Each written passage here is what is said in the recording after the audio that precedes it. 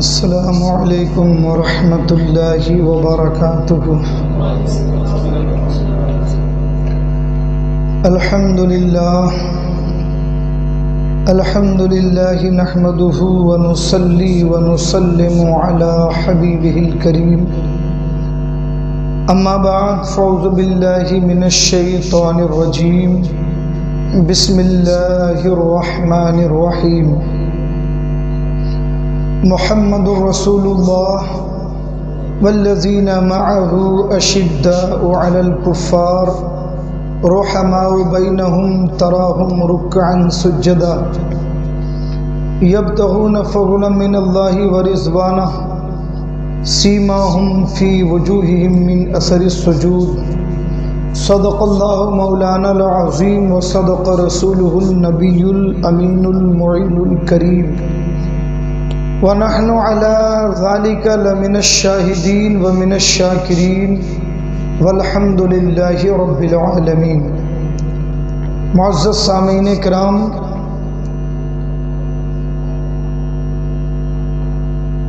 آج میں نے قرآن مقدس کی ایک بڑی ہی مشہور و معروف آیت کریمہ تلاوت کرنے کا شرف حاصل کیا ہے۔ انشاءاللہ الرحمن اسی آیت مبارکہ کے تعلق سے آج محفل حسینی کی جو 5ویں شب ہے، اس 5ویں شب کا خطاب اسی آیت کے تناظر میں آپ کے سامنے پیش کرنے کی سعادت حاصل کروں گا۔ بس ایک گزارش ہے کہ یہ جو اللہ اور اس کے رسول اور اس کے محبوبوں کا ذکر ہے اور ذکر کی جو محفل ہے، اس میں جو شخص معذور نہ ہو، جو شخص معذور نہ ہو، اس کے لیے بہتر یہ ہے کہ ادب کے ساتھ ٹیک لگا کے نہ بیٹھے۔ ادب یہ ہے کہ بغیر ٹیک لگائے بیٹھے۔ ہاں، اگر کسی کی پشت میں تکلیف ہے، کوئی اتنا بوڑھا ہے کہ نہیں بیٹھ سکتا، آپ یوں سمجھ لیں کہ ایک دنیا دار کے سامنے، ایک کسی منتری کے سامنے، کسی کلکٹر کے سامنے آپ ایسے ٹیک لگا کے بیٹھ کے بات کرو تو یہ اسے برداشت نہیں ہوگا۔ دنیا کے کوپ میں آپ ایسے نہیں بیٹھ سکتے۔ تو تھوڑی تکلیف ہے، مگر یہ تکلیف بڑے ادب کا پیش خیمہ ہے، اور ادب کی بات یہ ہے کہ اللہ کو اپنے محبوبوں کا ادب بڑا پسند ہے، بڑا پسند ہے۔ آپ دیکھیں قرآن مجید کے اندر ہے، ادب کی بات آئی ہے تو ایک بات سن لیں۔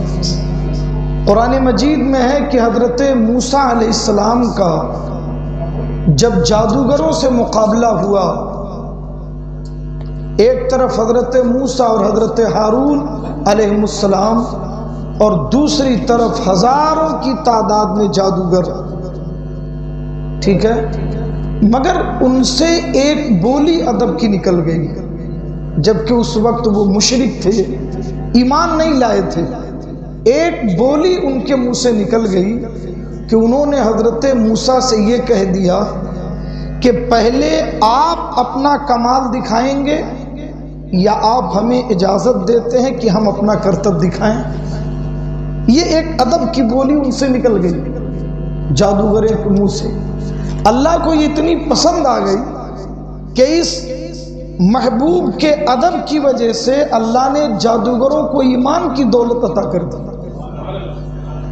اور ایک ہی دن میں ان کے درجے دیکھیں، صبح آئے تھے تو کافر تھے، ادب کی بولی بولے، اللہ کو پسند آ گئی، اللہ نے ایمان کی دولت عطا کر دی، اور سورج ڈوبنے سے پہلے پہلے شہادت پا گئے، سب کے سب شہادت کے درجے پر فائز ہو گئے۔ ایک دن میں مومن ہوئے، صحابی ہوئے، شہید بن کے جنت میں پہنچ گئے۔ یہ ادب کی بات ہے۔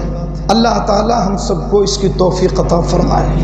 بہرحال آج کی گفتگو بڑی اہم ہے اور اس کا تعلق ایمان و عقیدے سے ہے، اس لیے میں نے قرآن مجید کی جو آیت کریمہ تلاوت کی ہے آپ اسے بغور سمجھیں، اور یہ اس لیے بھی ضروری ہے کہ سوشل میڈیا کا زمانہ ہے، انٹرنیٹ کے ذریعے سے ہر فتنہ بڑی آسانی سے ہمارے موبائل اسکرین تک پہنچ جاتا ہے، ہم اسے کھولتے ہیں، سنتے ہیں، پڑھتے ہیں یا دیکھتے ہیں تو کچھ نہ کچھ اثر اس کا ہمارے ذہن پر ہوتا ہے۔ اس لیے ہمیں ہمیشہ یاد رکھنا ہے کہ ہمارا جنتی عقیدہ کیا ہے، اور اس وقت صحابہ کرام اور اہل بیت کے تعلق سے بڑی عجیب و غریب باتیں، بڑے الگ الگ قسم کے فتنے رافضیت نے مختلف شکلوں میں پیر پھیلا کر متاثر کرنے کی کوشش کی ہے۔ اس لیے ہمیں اپنے ایمان و عقیدے کی حفاظت کے لیے اہل سنت والجماعت کا عقیدہ اور طریقہ جاننا بھی ضروری ہے اور اس پہ قائم رہنا بھی ضروری ہے۔ درود شریف پڑھیں۔ اللہم صلی علی سیدنا و شفیعنا و نبینا و مولانا و ملیانا محمد معدن الجود والکرم وعلی آلہ و صحابہ بارک وسلم صلاۃ و سلام علیک یا رسول اللہ۔ اللہ تبارک و تعالی نے اس کائنات میں انسانوں کو پیدا کیا اور اس نے جس کو چاہا جو رتبہ اور جو فضیلت عطا فرمائی۔ اللہ نے جن نفوس قدسیہ کو چاہا انبیاء کرام میں شامل کر دیا، نبی بنائے، رسول بنائے، اللہ کی مرضی۔ جس کو چاہا، جس پر اس کا خاص کرم ہوا، اسے نبوت سے سرفراز فرمایا۔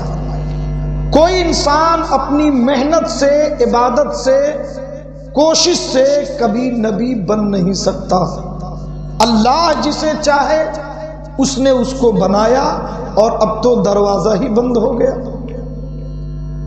نبی بنائے، رسول بنایا،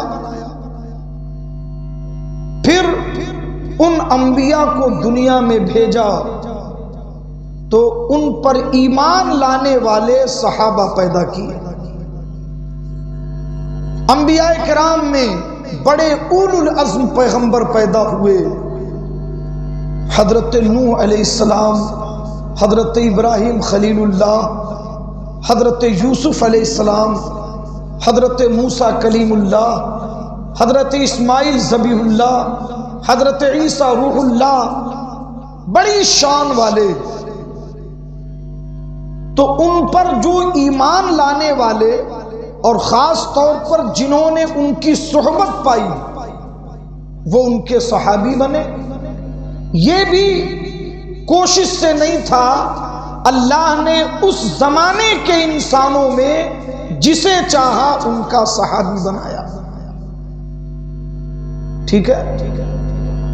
سارے انبیاء کے بعد، تمام رسولوں کے بعد سب سے آخری پیغمبر، سب سے آخری نبی ہمارے اور آپ کے آقا و مولا جناب محمد الرسول اللہ صلی اللہ علیہ وسلم کو دنیا میں مبعوث فرمایا۔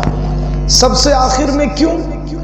جتنے آئے سب حضور کی آمد کی باتیں کریں، سب بشارتیں دیتے رہے، اعلان کرتے رہے۔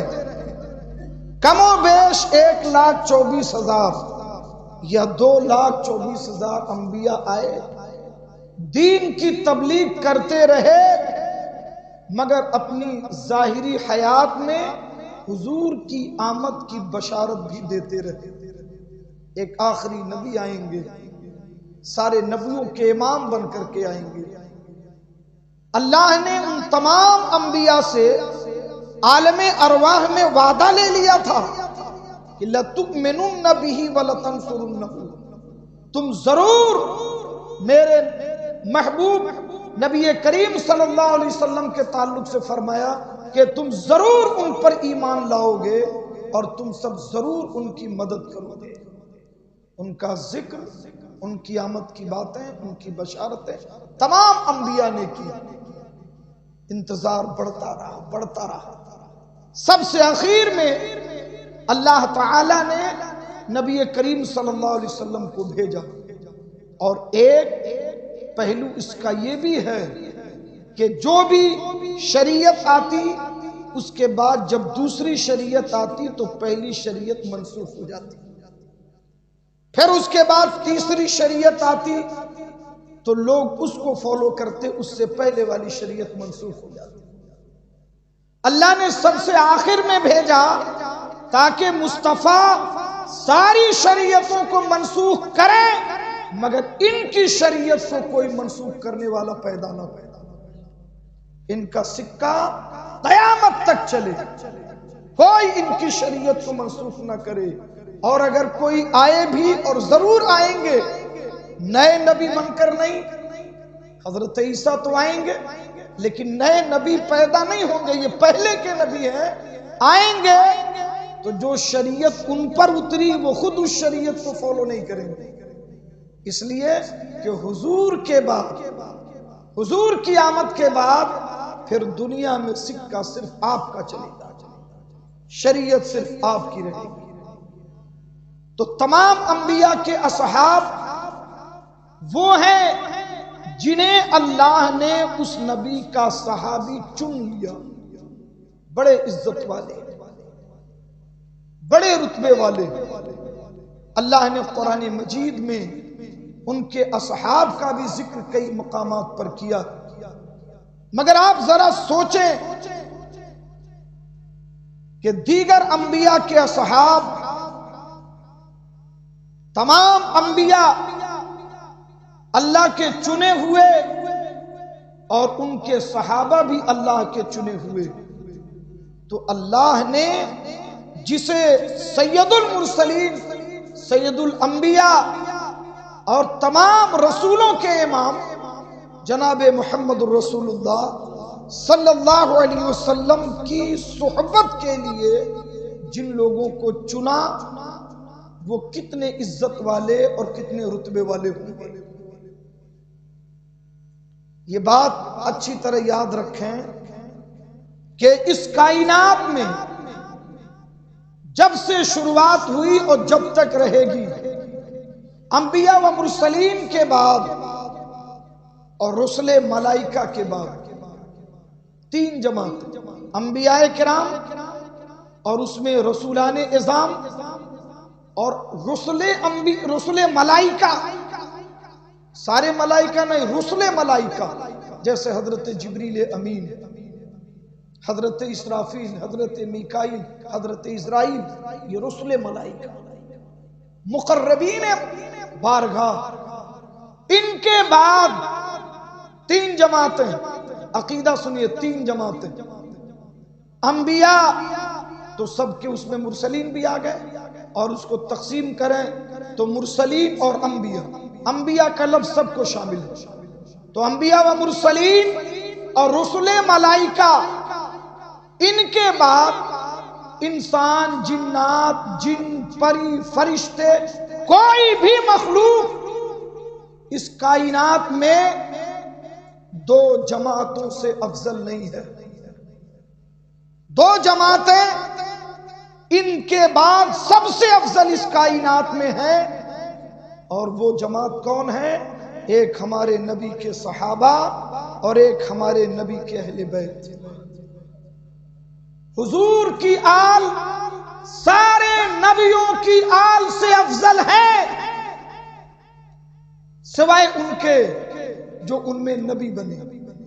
کچھ انبیاء کی آل میں نبی ہیں تو نبی سے افضل تو کوئی دوسرا نہیں ہو سکتا۔ تو سارے نبیوں کی آل جو غیر نبی ہیں، ان تمام نبیوں کی آل میں ہمارے نبی کی آل سب سے افضل ہے۔ اور سارے نبیوں کے صحابہ میں، سارے نبیوں کے صحابہ میں ہمارے نبی کے صحابہ سب سے افضل۔ یہ دو جماعتیں اللہ نے اس پوری کائنات میں سب سے افضل کی۔ یہ میں نے اس لیے بتایا کہ بعض لوگ حضرت جبریل امین کا ذکر کرتے ہوئے بڑی بے احتیاطی کرتے ہے۔ واقعہ امام حسنین کریمین کے لیے جنت سے جوڑے لانے کا حضرت جبریل امین اور فرشتوں کے ذریعے سے واقعات، لیکن وہاں پر یہ بات یاد رکھنی چاہیے کہ حضرت جبریل امین بے شک حسنین کریمین سے افضل ہے۔ حضرت جبریل امین بے شک حضرت ابوبکر صدیق سے افضل ہے۔ آپ اس چیز کا خیال رکھیں، حضرت جبریل امین رسل ملائکہ میں سے، تو انبیاء کرام، رسلان اعظام اور رسل ملائکہ کے بعد سب سے افضل یہ دو جماعتیں صحابہ کی اور اہل بیت کی، ٹھیک ہے؟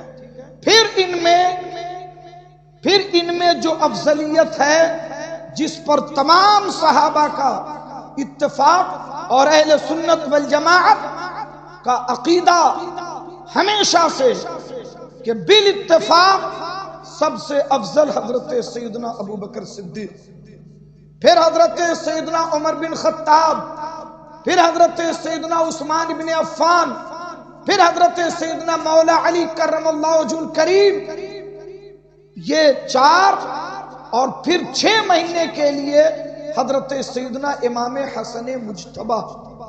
یہ جو 5 خلافتیں ہیں یہ خلافت راشدہ ہیں، اور یہ 5 خلفائے راشدین جنہوں نے رسول پاک صلی اللہ علیہ وسلم کی نیابت کا حق ادا کیا، یہ خلیفہ برحق اور امام مطلق ہیں۔ اور ان میں جو شروع کے 2 ہیں حضرت سیدنا ابوبکر صدیق اور حضرت فاروق اعظم، ان کی خلافت کا انکار کرنے والا تو کافر ہی ہو جائے گا۔ یہ شان ان صحابہ کی ہے۔ تو میں یہ بتانا چاہتا ہوں کہ ان خرافات سے ہٹ کر ذرا آپ دیکھیں کہ یہ جو نبی کے صحابہ یہ ہیں کون؟ یہ ہیں کون؟ اللہ نے پوری روئے زمین سے حضرت آدم کے بعد سے جتنی اولادیں آپ کی ہوئیں، تمام نبیوں کو اللہ نے جس نبی کو صحابہ عطا کیے، حضور کے لیے کسے صحابی بنانا تھا اللہ نے چن لیا۔ یہ کسی اور نبی کے صحابی نہیں بنیں گے، یہ ہمارے محبوب کے صحابی بنیں گے۔ تو جس طرح سارے نبیوں میں ہمارے نبی کی شان سب سے اعلیٰ و ارفع، تو تمام نبیوں کے صحابہ میں ہمارے نبی کے صحابہ کی شان سب سے اعلیٰ و ارفع۔ اچھا، اب تو یہ ہوئی ایک بات، قرآن مجید اللہ تبارک و تعالی نے کسی خاص ولی کا، کسی خاص شہید کا، کسی خاص غوث یا قطب کا خصوصیت کے ساتھ، اس کے نام کے ساتھ قرآن مجید میں ذکر نہیں کیا ہے نا۔ ہم سرکار غوث الاعظم کو مانتے ہیں، سرکار خواجہ غریب نواز کو مانتے ہیں، حضرت سیدنا مخدوم اشرف جہانگیر سمنانی کو مانتے ہیں، حضرت سیدنا مخدوم ماہمی کو مانتے ہیں، امام اہل سنت کو مانتے ہیں۔ بڑے بڑے اولیاء کرام ہیں جن کی کرامتیں مشہور ہیں، مگر خصوصیت کے ساتھ ان کا ذکر ان کے نام کے ساتھ یا ان کے خاص اوصاف کے ساتھ جو وصف ولایت ہے وہ تو الگ بات ہے۔ ولیوں کا ذکر ہے، شہیدوں کا ذکر ہے، محبوبوں کا ذکر ہے، اور یہ سب اللہ کے محبوب ہیں تو یہ فضیلت ان کو حاصل ہو۔ مگر صحابہ کرام وہ ہیں کہ خصوصیت کے ساتھ اللہ نے ان کا ذکر کیا اور قرآن مجید کی نص قطعی میں اللہ نے ان کی فضیلت بیان کی۔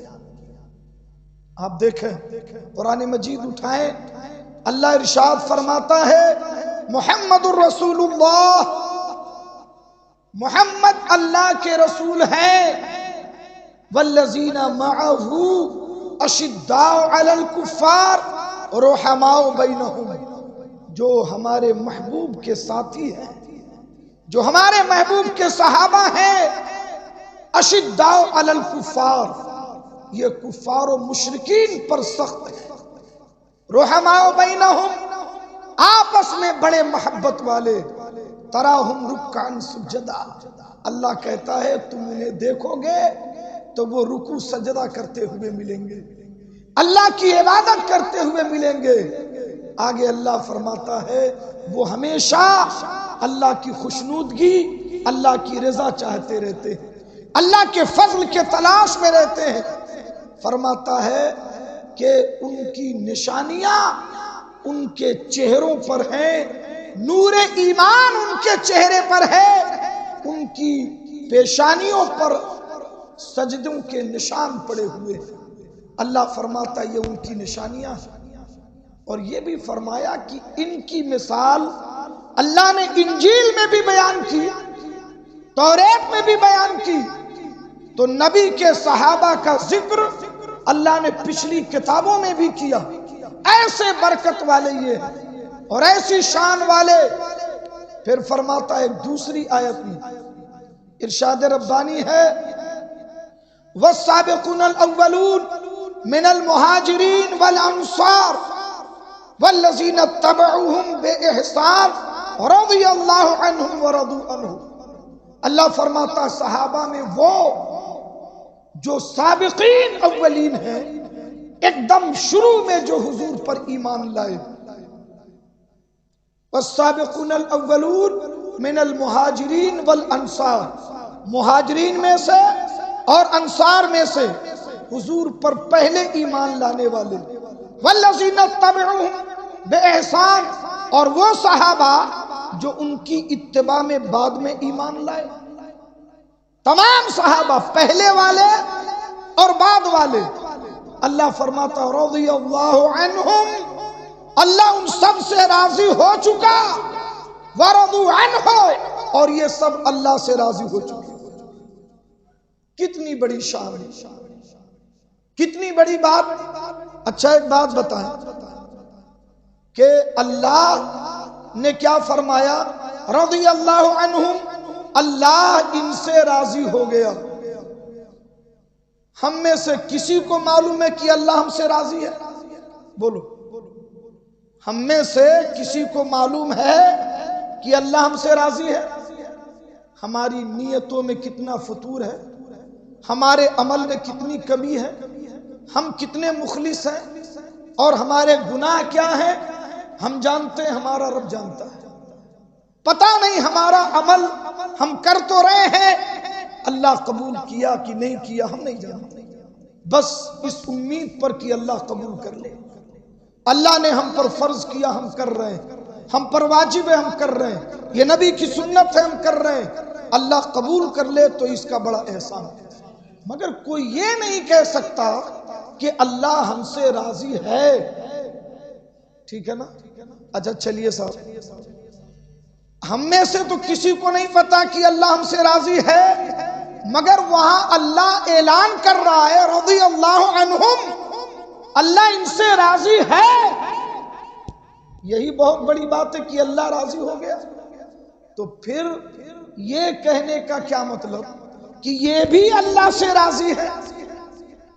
ارے اللہ کی رضا ہی کافی ہے نا، اللہ راضی ہو چکا، دنیا راضی ہو نہ ہو اللہ راضی، سبحان اللہ ہے نا۔ مگر اللہ نے دو باتیں کی ہے اس آیت میں، ایک تو یہ فرمایا کہ اللہ ان سب سے راضی ہو گیا، اور فرماتا کہ یہ سب اللہ سے راضی ہو گئے۔ یہی مجھے سمجھانا ہے، اللہ راضی ہو گیا بڑی بشارت ہے۔ صحابہ کے لیے یہ بتانے کا کیا مطلب کہ یہ بھی اللہ سے راضی ہے۔ دیکھو اس میں بڑی بات ہے، بڑی حکمت ہے۔ اللہ کا کلام اس کی حکمتوں تک ہم جیسے کیا پہنچیں گے؟ اللہ کا کلام وہی جانے اور اس کے بتانے سے اس کے رسول جانے۔ مگر اپنی کم علمی کے باوجود جو حکمت مجھے سمجھ میں آتی ہے وہ یہ ہے کہ دیکھو، آپ نے کسی بندے کو بھیجا کہ بھائی آپ بمبئی جاؤ اور یہ سارے کام ہیں یہ آپ کر کے آ جاؤ۔ جب وہ کام کر کے آیا آپ نے کہا ماشاءاللہ سبحان اللہ بہت اچھا کیا آپ نے، آپ راضی ہو گئے، ٹھیک ہے نا؟ آپ نے کہا کہ میں تم سے راضی ہوں، تم نے بڑا اچھا کام کیا، میں خوش ہو گیا آپ سے۔ مگر آپ جانتے ہیں کہ وہ بھی آپ سے راضی ہے؟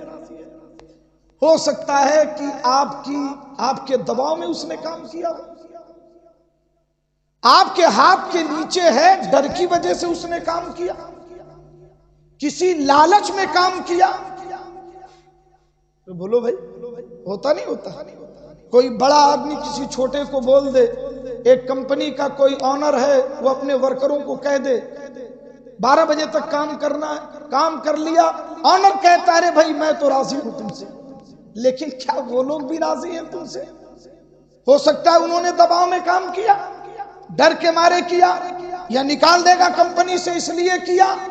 اللہ دنیا کو یہ بتا رہا ہے کہ سنو، میں صحابہ سے راضی ہوں، صحابہ بھی مجھ سے راضی ہے۔ نہیں سمجھ میں آئی بات؟ یہ ہم سے راضی ہو کے کام کر رہے ہیں۔ رب کہتا ہے میں بھی راضی اور میرے نبی کے صحابہ بھی مجھ سے راضی۔ یہ بات ہے، اس مطلب یہ ہوا کہ یہ وہ رشتہ ہے کہ رب بندے سے راضی ہے، بندہ رب سے راضی ہے۔ اور یہ اللہ نے صرف صحابہ کے بارے میں، صحابہ کی شان میں یہ آیت کریمہ اتار دی، ٹھیک ہے؟ پروردگار عالم نے انہیں یہ رتبہ عطا فرمایا۔ بہرحال اللہ بہت سارے بندوں سے راضی ہے، ان کے متبعین میں، ان کے نقش قدم پہ چلنے والوں سے بھی اللہ راضی، اولیاء سے راضی، شہداء سے راضی، اور وہ بھی اللہ سے راضی۔ لیکن آیت کریمہ کا نزول صحابہ پر ہوا، صحابہ کے تعلق سے، بات سمجھ رہے ہیں؟ تو یہ صحابہ کی بڑی فضیلت ایک چیز۔ دوسری، اللہ ارشاد فرماتا ہے وَكُلًّا وَعَدَ اللَّهُ الْحُسْنَى، وہ صحابہ جو فتح مکہ سے پہلے ایمان لائے، اللہ کے راستے میں جہاد کیا، خرچ کیا، اور وہ جو فتح مکہ کے بعد ایمان لائے، اللہ کے راستے میں جہاد کیا، خرچ کیا، اللہ کہتا کُلًّا وَعَدَ اللَّهُ الْحُسْنَى، اللہ نے سب سے جنت کا وعدہ کر لیا، فتح مکہ سے پہلے والوں سے بھی، فتح مکہ کے بعد والوں کو بھی۔ اور پھر اس میں فرمایا وَكُلًّا وَعَدَ اللَّهُ الْحُسْنَى، سب سے اللہ نے بھلائی کا، جنت کا وعدہ کیا۔ اور اب وہ آیت کریمہ سنیں، اللہ ارشاد فرماتا ہے إِنَّ الَّذِينَ سَبَقَتْ لَهُم مِّنَّ الْحُسْنَى، وہ لوگ جن سے ہم نے حسنہ کا وعدہ کر لیا، بھلائی کا یعنی جنت کا وعدہ کر لیا، اللہ ان کی شان میں آیتیں اتارتا ہے، فرماتا ہے لا یسمعون حسیسها، وہ جہنم کی بھنک تک نہیں سنیں گے۔ جہنم میں جانا تو بہت دور کی بات ہے، جہنم جو آواز اٹھائے گی نا، جو اس میں شور شرابے ہوں گے، اللہ فرماتا ہے کہ جن سے ہم نے حسنہ کا وعدہ کر لیا، لا یسمعون حسیسها، وہ جہنم کی بھنک تک نہیں سنیں گے۔ لا یفزعهم الفزع الاکبر، قیامت کی بڑی گھبراہٹ انہیں غم میں نہ ڈالے گی، قیامت کی بڑی گھبراہٹ بھی انہیں غم میں نہ ڈالے گی۔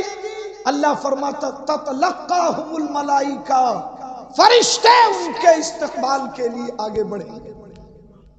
یہ ہیں ہمارے نبی کے صحابہ، اور یہ وہ شان ہے، اب تک میں نے کوئی حدیث نہیں پڑھی ہے، ابھی تک یہ پوری قرآن کی آیت ہے صحابہ کے بارے میں۔ ایسی شان ایسی عظمت اللہ قرآن میں بیان کر رہا ہے.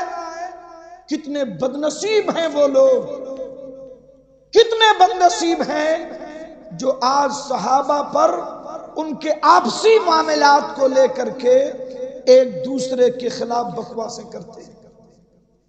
اب میں ایک بات اور یہاں کہنا چاہتا ہوں. صحابہ کے درمیان کچھ معاملات ہوئے، جنگیں ہوئی، جو کچھ ہوا، یہ سب کچھ آپ کا رب جانتا ہے یا نہیں؟ ارے بولو بھائی، رب کو سب معلوم ہے کہ کیا ہوگا، کیسے کیسے ہوگا. رب تو سب کچھ جانتا ہے. تو اللہ تعالیٰ سب کچھ جانتے ہوئے اتنی بشارتیں انہیں دے رہا ہے، اتنی عظمتیں انہیں دے رہا ہے. اور تم، یہ تو قرآن کی بات ہوئی، حدیث پر تو ہم بعد میں آئیں گے، مگر تاریخی کتابوں کی وجہ سے، تاریخی کتابوں کی وجہ سے کچھ تاریخی کتابوں میں کچھ باتیں کسی صحابی کے خلاف، کسی ایک گروہ کے خلاف، حضرت امیر معاویہ کے خلاف، ان کی جماعت کے خلاف، یا مولا علی رضی اللہ تعالیٰ عنہ کی فوج کے خلاف، کچھ مورخین کی کتابوں میں کچھ باتیں ہیں. ان باتوں کو لے کر کے یہ جو فتنے پیدا کیے جاتے ہیں، تو سیدھا سوال یہ ہے کہ تمہارا ایمان اللہ کی کتاب پر ہے یا تاریخ کی کتابوں پر؟ پہلی بات، اللہ کی کتاب کے بعد پھر کچھ بھی نہیں. اللہ نے فضیلت دے دی، بس ہمارا ایمان اس پر ہے. اب کون سی کتاب میں کیا ہے ہمیں اس کے پیچھے نہیں، کیونکہ اللہ کی کتاب اللہ کی ہے اور تاریخ کی کتابیں انسانوں کی لکھی ہوئی ہیں. اور اس میں کون کس پارٹی کے زیادہ قریب تھا، کس کی عقیدت کس کے ساتھ زیادہ تھی، جو جس سے ذہنی طور پہ قریب ہوتا اس کی تعریف کرتا، اور جس کے خلاف ہوتا اس کے بارے میں کچھ باتیں لکھ دیتا. ہمارا ایمان انسانوں پر نہیں، ان مورخین پر نہیں، اللہ کی کتاب اور رسول کی حدیثوں پر ہے. اور اللہ کی کتاب یہ کہتی ہے کہ وہ سب جنتی ہیں، اللہ ان سب سے راضی ہے. ٹھیک ہے. اب اللہ کے نبی سید عالم صلی اللہ علیہ وسلم کی بارگاہ میں آئیں.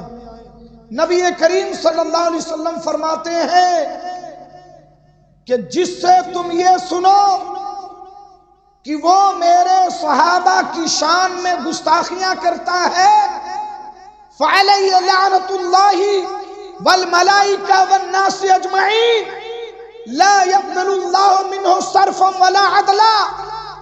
جو ہمارے صحابہ کی شان میں گستاخیاں کرے اس پر اللہ کی لعنت، اللہ کے فرشتوں کی لعنت، تمام انسانوں کی لعنت.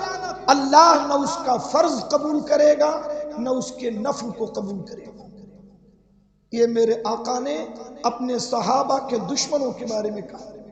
اور ایک جگہ ارشاد فرمایا، من احبہم فبحبی احبہم. جس نے میرے صحابہ سے محبت کی تو مجھ سے محبت کی وجہ سے ان سے محبت کی. ومن ابغضہم فببغضی ابغضہم. جس نے میرے صحابہ سے بغض رکھا، دشمنی رکھی، تو سمجھ لو کہ اس نے مجھ سے دشمنی کی وجہ سے، مجھ سے بغض رکھنے کی وجہ سے میرے صحابہ سے بغض رکھا. آپ بتائیں یہ کتنی بڑی بات ہے. اور پھر یار جو واقعہ 1400 سال پہلے صحابہ کرام کے درمیان گزر چکا اور صحابہ ایک دوسرے کو معاف کر چکے، وہ معاملات ختم ہو چکے، آج ان واقعات کو لے کر تم کسی ایک صحابی کے پکش میں جاؤ، کسی ایک صحابی کی شان میں گستاخیاں کرو. یہ اپنے آخرت کو برباد کرنے کے علاوہ کچھ نہیں ہے. ہمیں صرف اس پر ایمان رکھنا ہے جو ہمارے نبی نے بتایا. اور اہل سنت کا عقیدہ ہے ان کے درمیان جو کچھ ہوا اللہ انہیں معاف کر چکا، وہ ایک دوسرے کو معاف کر چکے. ہم میں سے کسی کو یہ حق نہیں کہ ان کے معاملات میں پڑیں. ہم کو تو صرف اتنا سکھایا گیا کہ ہر صحابی جنتی ہے، ہر صحابی کی شان بے حد بلند ہے، اور ان کے نالین کے خاک پا جو ہے، ان کے نالین کے نیچے کی جو دھول ہے وہ بھی مل جائے تو ہماری آنکھوں کا سرما ہے، وہ ہمارے سروں کے تاج ہے۔ بس یہ عقیدہ اور یہ طریقہ اور یہ بولی ہم اہل سنت والجماعت کی ہے۔ نبی کریم صلی اللہ تعالی علیہ وسلم نے اس سلسلے میں جو ارشادات فرمائے ہیں، آپ کے ارشادات کی ایک پورا دفتر ہے، احادیث سینکڑوں کی تعداد میں ہے۔ بس میں آپ کو ایک بات بتانا چاہتا ہوں کہ نبی کریم صلی اللہ علیہ وسلم نے فرمایا، صحیح بخاری کی روایت میں ہے کہ اللہ تبارک و تعالی نے جو صحابہ ہمیں عطا فرمائے، لا تسبوا اصحابی، ہمارے صحابہ کی شان میں گستاخیاں نہ کرو۔ حضور نے فرمایا انہیں گالیاں نہ دو، لا تسبوا اصحابی، ان کی شان میں گستاخی نہ کرو۔ فإن أحدكم إن أنفق مثل أحد ذهبا فما بلغ مد أحدهم ولا نصفا۔ حضور نے فرمایا کہ اگر تم میں سے کوئی یعنی غیر صحابی احد پہاڑ کے برابر بھی سونا اللہ کے راستے میں خیرات کر دے تو میرے کسی صحابی نے جو ایک دو سیر یا اس سے بھی کم گیہوں اللہ کے راستے میں خیرات کیا، ایک صحابی 2 کلو گیہوں اللہ کے راستے میں خیرات کر رہے ہیں اور غیر صحابی احد پہاڑ کے برابر سونا خیرات کر رہا، اچھا دونوں اللہ کے راستے میں خیرات کر رہے ہیں، دونوں اللہ کے راستے میں خیرات کر رہے ہیں، اللہ کے راستے میں دے رہے ہیں، مگر حضور یہ فرماتے ہیں کہ تم صحابی کے مقام تک پہنچنے کی بات کر، تم مقام چھوڑو، جو انہوں نے خیرات کیے تم احد پہاڑ کے برابر سونا خیرات کر ڈالو، اور میرا صحابی 1-1.5 کلو 2 کلو گیہوں خیرات کرے تو تمہاری خیرات ہمارے صحابی کے خیرات کے برابر نہیں، تمہارا صدقہ ہمارے صحابی کے صدقے کے برابر نہیں، صحابی کے برابر ہونا تم بھول جاؤ، صدقہ تمہارا اتنا خرچ کر کے بھی وہ ثواب نہیں پا سکتے جو اللہ نے ہمارے صحابہ کو دیا۔ اس کی ایک وجہ آپ دیکھیں، جو قرآن و حدیث کے ارشادات ہیں وہ تو ایک طرف ہے، اس پر ہمارا ایمان ہے، ایک دوسرے اینگل سے آپ اسے سمجھیں۔ دیکھیے نبی کریم صلی اللہ علیہ وسلم پر صحابہ کو یہ شان ملی، پہلی بات تو یہ کہ اللہ نے انہیں چن لیا۔ آج کوئی بھی شخص کچھ بھی کر لے صحابی نہیں بن سکتا، جس کو وہ مقام دینا تھا اللہ دے چکا، ٹھیک ہے؟ تو نبی کریم صلی اللہ علیہ وسلم پر آج ایمان لانا بہت آسان ہے۔ حضور کی پوری سیرت لکھی ہوئی ہے، حضور کی حدیثیں کتابوں میں ہیں، قرآن پورے طریقے سے 30 پاروں کا قرآن ہمارے سامنے موجود ہے، حضور کے سارے معجزات کتابوں میں موجود ہیں، ساری سیرت، سارا اخلاق، تمام زندگی آج موجود ہے، اور دنیا میں اسلام دنیا کا دوسرا سب سے بڑا مذہب ہے افراد کے اعتبار سے، ٹھیک ہے؟ ہر چوتھا آدمی مسلمان ہے، تو اتنی بڑی میجورٹی جس میں بادشاہ بھی ہیں، حاکم بھی ہیں، اس میں بڑے پڑھے لکھے لوگ بھی ہیں، اور 1400 سال سے اس دین اسلام کو لوگ قبول کرتے آئے۔ اب یہ ایک تاریخی واقعہ اور ایک تاریخ کا حصہ بن چکا ہے، بڑی آسانی سے آپ اسلام کو سمجھ سکتے ہیں۔ حضور کے زمانے میں اللہ کے نبی نے جب اسلام کی شروعات کی تھی تو حضور کی زندگی کوئی تاریخی واقعہ اس وقت تک نہیں بنی تھی، آپ کی سیرت پر کوئی کتاب نہیں تھی، یہاں تک کہ قرآن بھی پورے 30 پاروں کا اس وقت موجود نہیں تھا، وہ تو اتر ہی رہا تھا، دھیرے دھیرے نازل ہو رہا تھا، حدیث کی کوئی کتاب نہیں تھی۔ اس وقت حضور پر ایمان لانا، حضور کو اللہ کا نبی مان لینا، حضور کے لیے جان مال قربان کر دینا، اور حضور کے ایک حکم پر ساری پراپرٹی، ساری زمین جائیداد چھوڑ کے، مکہ چھوڑ کے مدینہ چلے جانا، اپنی جانوں کا نذرانہ پیش کر دینا، یہ بہت بڑی بات تھی، اسلام کی شروعات تھی نا۔ دنیا میں کون جانتا تھا اس سے پہلے نبی آخر الزمان مبعوث ہو چکے، حضور کی شان کیا ہے، حضور کی فضیلت کیا ہے؟ تو اس وقت حضور کی سیرت، حضور کی ذات ایک تاریخ کا حصہ نہیں تھی، مگر صحابہ نے حضور پر بھروسہ کیا، آپ کی بات مان لی، آپ پر ایمان لائے، اور آپ کے کہنے پہ ساری دنیا حضور کے قدموں پہ لٹا دی۔ تو بتاؤ حق نہیں بنتا کہ مصطفیٰ کہے کہ میرا صحابی احد پہاڑ کے برابر کوئی دوسرا خرچ کرے اور میرا صحابی 2 کلو گیہوں خرچ کرے تو وہ اس سے زیادہ بھاری ہے؟ کیوں نہیں؟ بالکل صحیح ہے۔ میرے عزیزوں، میرے دوستوں، یہ کیا ہے؟ اللہ تعالیٰ نے صحابہ کرام کو کہ دل چن لیے تھے نبی کی محبت کے لیے، دل چن لیے تھے۔ میرے عزیزوں، میرے دوستوں، اب آپ دیکھیں ان صحابہ میں جو خلفائے راشدین ہیں 5، جس میں سے 4 کا ذکر خاص طور پر حضرت سیدنا ابو بکر صدیق، حضرت سیدنا عمر بن خطاب، حضرت عثمان غنی، حضرت مولا علی۔ اب ایک بات عقیدے کی اور کہوں، بات صحابہ کرام کا ذکر ہے، سارے صحابہ کا ہم ذکر کریں، خاص طور پر ان 4 کی شان تو بہت بلند، اور حضرت امام حسن کی بھی شان، اللہ کے نبی نے انہیں جنتی جوانوں کا سردار کا، بہت بڑی بات۔ حضرت صدیق اکبر کے بارے میں فرمایا، اگر میں اپنے رب کے علاوہ کسی کو دوست بناتا تو ابو بکر صدیق کو دوست بناتا، لیکن میں نے دوستی صرف اپنے رب سے کی ہے، دنیا کے اعتبار سے تو سارے صحابہ حضور کے دوست ہیں۔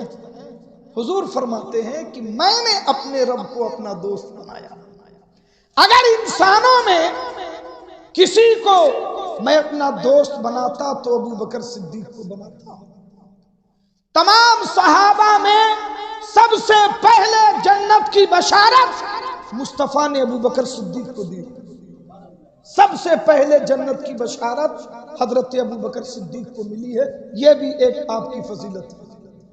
اور یہ جملہ کہ میں نے سب کے احسانوں کا بدلہ چکا دیا ہے، آپ دیکھیں کون کس کی مجال ہے یار کہ وہ مصطفیٰ پر احسان کرے؟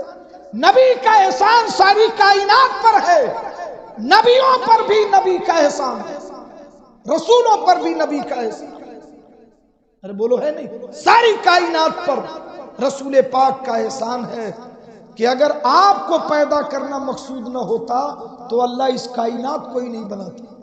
تو سب پر حضور کا احسان ہے، مگر حضور کا کرم دیکھو، اپنے صحابی کی کیسی عزت بڑھا رہے ہیں۔ حضور فرماتے کہ میں نے سب کے احسانوں کا بدلہ دے دیا سوائے ابو بکر صدیق کے۔ یہ کیا ہے؟ ایک آقا کا اپنے غلام کی عزت بڑھانا، یہ محبوبیت والی باتیں، سمجھ میں آئی بات؟ حضرت ابو بکر صدیق سے حضور ایسے راضی، اتنے راضی کہ جب سے ایمان لائے ساتھ رہے، ایمان لائے ہمیشہ حضور کے ساتھ رہے۔ کوئی ایسا غزوہ، میرا جملہ نوٹ کرنا، بعض صحابہ کسی غزوے میں نہیں رہے، مگر کوئی ایسا غزوہ، حضرت عمر بھی بعض غزوے میں نہیں ہے، حضرت مولا علی بھی بعض غزوے میں نہیں ہے، حضرت عثمان بھی بعض غزوے میں نہیں ہے، مگر صدیق وہ ہے کہ کوئی غزوہ ایسا ہوا ہی نہیں جس میں مصطفیٰ نے صدیق اکبر کو ساتھ نہ رکھا. کوئی ایسا غزوہ نہیں ہوا. ہر غزوے میں صدیق کو ساتھ رکھا. اور دنیا سے رخصت ہوئے تو خاص اپنے پہلو میں جگہ دے دیا. دنیا میں زمین کے اوپر ساتھ رکھا، سب سے قریب رکھا، اور وفات کے بعد بھی اپنی قبر سے سب سے قریب صدیق اکبر کو رکھا. اور قیامت کے دن جب اٹھیں گے تب بھی صدیق سب سے قریب. حضور نے محضر صحابہ میں فرمایا، حضرت صدیق اکبر کا ہاتھ لیا، حضرت عمر کا ہاتھ لیا، اور صحابہ کی طرف دیکھ کے یوں فرمایا، ہاکذا نبعث یوم القیامہ، ایسے ہم قیامت کے دن اٹھیں گے. حضور فرماتے ہیں جب میں قیامت کے دن اپنی قبر سے اٹھوں گا تو میرے دائنے ہاتھ میں صدیق کا ہاتھ ہوگا اور بائیں ہاتھ میں فاروق کا ہاتھ ہوگا. دونوں صحابی حضور کے پہلو میں، ان کی شان تو سمجھ سے باہر ہے. بڑی شان والے، ہر صحابی شان والا. حضرت عثمان غنی کے بارے میں حضور نے فرمایا، عثمان، اگر اللہ نے مجھے 40 بیٹیاں دی ہوتی، اور میں تم سے اتنا راضی ہوں، اتنا خوش ہوں کہ اگر اللہ نے 40 بیٹیاں دی ہوتی اور ایک ایک کر کے وہ دنیا سے چلی جاتی تو سب کو تیرے نکاح میں دے دیتا. داماد کسے بنایا جاتا ہے؟ جس کے بارے میں آدمی کافی ٹٹول لیتا، ہر اعتبار سے خوش ہوتا ہے، اسے اپنا داماد بناتا. مصطفیٰ عثمان سے اتنے خوش ہیں، اتنے خوش ہیں، فرماتے کہ 40 بیٹیاں ہوتی اور وہ رخصت ہوتی رہتی تو سب کو ایک ایک کر کے تیرے نکاح میں دے دیتا. اور علی کی تو شان ہی کیا کہنا. آنکھ کھولا تو مصطفیٰ کو دیکھا، آنکھ کھلی، آنکھ کھولتے ہی نبی کے صحابی بن گئے. ارے بولو یار، آنکھ کھلی تو نظر کس پہ پڑی؟ سب سے پہلے چہرے مصطفیٰ کو دیکھا. شروعات ہی جس کی صحابیت سے ہو رہی ہے، دنیا میں آپ نے سب سے پہلے کسی چیز کو دیکھا تو نبی کا چہرہ. پھر حضور کے بستر پہ پرورش پائی، حضور نے لے لیا انہیں، جناب ابو طالب سے مانگ لیا، آپ کے بچے زیادہ ہیں، پرورش میں آپ کو تکلیف ہے، چچا جان یہ بچہ میرے حوالے کیجئے، اسے میں پالوں گا. وہی کھایا جو نبی نے خود کھایا، وہ علی کو کھلایا، اپنے بستر پہ سلایا، اپنی عادتیں سکھائیں، اپنی زندگی دکھائی. وہی طریقے، وہی آداب، وہی چیزیں مولا علی کی ذات میں جمع ہو گئیں جو انہوں نے مصطفیٰ پیارے کو کرتے ہوئے دیکھا. شروع سے اللہ تعالیٰ نے نبی کریم کی بارگاہ میں دیا. اس لیے اپنی سب سے چہیتی بیٹی حضرت سیدہ فاطمہ زہرا کا نکاح پیارے مصطفیٰ نے مولا علی سے کیا. اور ایک روایت میں ہے کہ سیدہ فاطمہ زہرا کے نکاح کے لیے جب مصطفیٰ جان رحمت نے ارادہ کیا تو رب کی جانب سے مولا علی کا انتخاب ہوا. رب کی جانب سے مولا علی کا انتخاب ہوا کہ یا رسول اللہ فاطمہ کا نکاح علی سے کر. تو یہ شان ان خلفاء کی ہے. ان کے آپس میں ہم ایک دوسرے کے خلاف باتیں کریں، یہ بڑی بڑی محرومی کی بات ہے. اور دیکھو خلافت کے مسئلے کو لے کر جو بکواسیں ہیں وہ ساری کی ساری خرافات شیعوں رافضیوں کی گڑی ہوئی، جس کا قرآن کی آیات سے نبی کی صحیح احادیث سے کوئی تعلق نہیں. اچھا حیرت کی بات ہے، اتنی بھی عقل نہیں. ایک انسان اپنے بچے کا نام، آج آپ رکھتے ہو اپنے بچے کا نام تو میرے پاس فون کرتے ہو، کسی عالم کے پاس فون کرتے ہو، حضرت اچھا سے اچھا نام بتائیے. پھر خود بھی سرچ کرتے ہو نیٹ پر، جو نام آپ کو سب سے پیارا لگتا ہے، سب سے اچھا لگتا ہے، وہ نام اپنے بیٹے کا آپ رکھتے ہو. ارے بولو ہے نا، یہ نام رکھتے ہیں. مولا علی کرم اللہ وجہ الکریم کے 2 شہزادوں کا نام خود نبی کریم صلی اللہ علیہ وسلم نے رکھا. حضرت امام حسن کا نام حضور نے رکھا، حضرت امام حسین کا نام حضور نے رکھا، ان کا نام شبیر اور شبر، جس کا عربی میں حسن اور حسین. تو یہ دونوں نام جنتی نام ہیں. آپ سے پہلے پورے عرب میں کسی کو یہ نام نہیں ملے تھے، اللہ نے چھپا دیا تھا. نہ کسی کی نظر جاتی تھی، نہ کسی کا ذہن جاتا تھا. سب سے پہلے یہ نام دونوں شہزادوں کے رکھے گئے، حسن اور حسین. تو یہ دونوں نام تو حضور نے رکھے، مگر جب مولا علی نے سیدہ فاطمہ زہرا کی وفات کے بعد دوسری شادیاں کی، ان سے بھی اولادیں ہوئیں، تو اب مولا علی کو اپنی مرضی سے نام رکھنا تھا. حضور علیہ السلام دنیا سے رخصت ہو چکے تھے، تو مولا علی نے دوسری عورتوں سے جو شادی فرمائی، جو آپ کی ازواج ہیں، تو ان میں اپنے بڑے بیٹے کا نام ابو بکر رکھا، دوسرے بیٹے کا نام عمر رکھا، تیسرے بیٹے کا نام عثمان رکھا. کیا سمجھ میں آیا کہ مولا علی کو یہ نام بڑے پیارے ہیں. ابو بکر اتنا پیارا کہ ان دونوں شہزادوں کے بعد جو پہلا بیٹا پیدا ہوا اس کا نام ابو بکر رکھ دیا. تو یہ دشمنی والی باتیں ہوتی ہیں؟ اتنی بھی تو عقل چاہیے، اتنی تو اللہ بصیرت دے کہ اتنی بات سمجھ میں آئے. کوئی اپنے دشمن کا نام رکھتا ہے نادان. نام وہ رکھے جاتے ہیں جو پیارے ہوتے ہیں، جو پسند ہوتے ہیں. ان کے درمیان تو وہ محبتیں ہیں کہ مولا علی کرم اللہ وجہ الکریم بیٹھے رہتے تھے تو حضرت ابو بکر صدیق رضی اللہ تعالیٰ عنہ کی نظر صرف مولا علی پر ہوتی. تمام لوگوں میں آپ کی نظر مولا علی پر ہوتی. تو ایک دن ایک صاحب نے پوچھ لیا کہ ابو بکر آپ کی نظر ہمیشہ علی پہ رہتی ہے. کہا اس لیے کہ نبی نے فرمایا کہ علی کے چہرے کو دیکھنا عبادت ہے. میں علی کے چہرے کو نہیں دیکھتا، میں تو عبادت کرتا ہوں. نظر علی کے چہرے پہ جاتی ہے، عبادت ہوتی رہتی ہے. کتنا پیار ہے. مولا علی حضرت ابو بکر صدیق کے ساتھ نکلے مسجد سے نماز پڑھ کے، تو حضرت امام حسن کھیل رہے تھے. ٹھیک ہے، حضرت امام حسن مجتبیٰ کو یوں دونوں بازو میں ہاتھ ڈال کے حضرت ابو بکر صدیق نے اٹھایا اور یوں گھما کے اپنے کندھے پہ بٹھا دیا. ایسے گھما کے کندھے پہ بٹھایا، دونوں پیر اپنے دونوں طرف، اور سر کے بال امام حسن کو پکڑا دیے، اور مولا علی زور سے ہنسنے لگے. تو حضرت علی رضی اللہ تعالیٰ عنہ کی طرف دیکھ کر حضرت ابو بکر صدیق نے کہا کہ آپ کا یہ بیٹا تو آپ کا ہے، مگر چہرہ میرے رسول کا مانا ہے. یہ مشابہت ان کی میرے رسول کے چہرے سے زیادہ ہے، آپ کے چہرے سے نہیں، میرے رسول کے چہرے سے زیادہ ان کی مشابہت ہے. مولا علی یہ سن کے ہنسنے لگے. پھر حضرت ابو بکر صدیق نے فرمایا کہ میں نے حسن کو اس لیے اٹھا کے اپنے کندھے پہ رکھا کہ میں نے ایسے ہی رسول پاک کو اٹھاتے ہوئے دیکھا ہے. اللہ کے نبی نے امام حسن کو اپنے کندھے پہ اٹھایا تھا، آج میں نے یہ سنت ادا کری.